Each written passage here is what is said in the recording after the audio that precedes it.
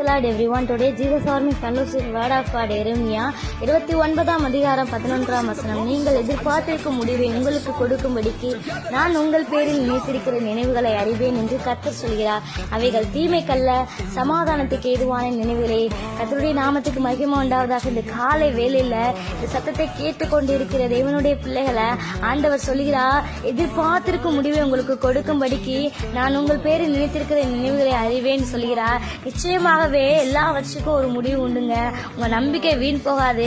மனுஷன் மேல வைக்கும் நம்பிக்கை வீண் போகலாம், ஆனா தேவனாகிய கர்த்தர் மேல் நாம் வைக்கும் நம்பிக்கையோ ஒருபோது வீண் போகாது.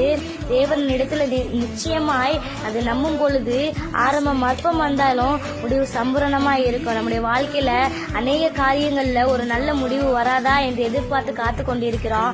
அந்த முடிவை கர்த்தர் இந்த நாள்ல நமக்கு தர விரும்புகிறார். இவனுடைய பிள்ளைகளை நீங்க எதிர்பார்த்திருக்கும் முடிவினை கர்த்தர் இந்த நாள்ல தர விரும்புகிறார்.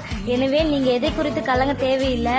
எல்லாவற்றையும் தேவன் நன்மைக்கு எதுவாய் மாற்றி தருவார். இன்றைக்கு ஆண்டவர் நம்முடைய வாழ்க்கையில தர இருக்கிற முடிவுகளை ஆண்டவர் நிச்சயமாக தருவார். இந்த தோல்வி அது உன் தீமைக்கு அல்ல, உன் எதிர்காலத்தின் இதைவிட பெரிய நன்மை நடக்க போகுது, பெரிய சந்தோஷம் காத்திருக்குது.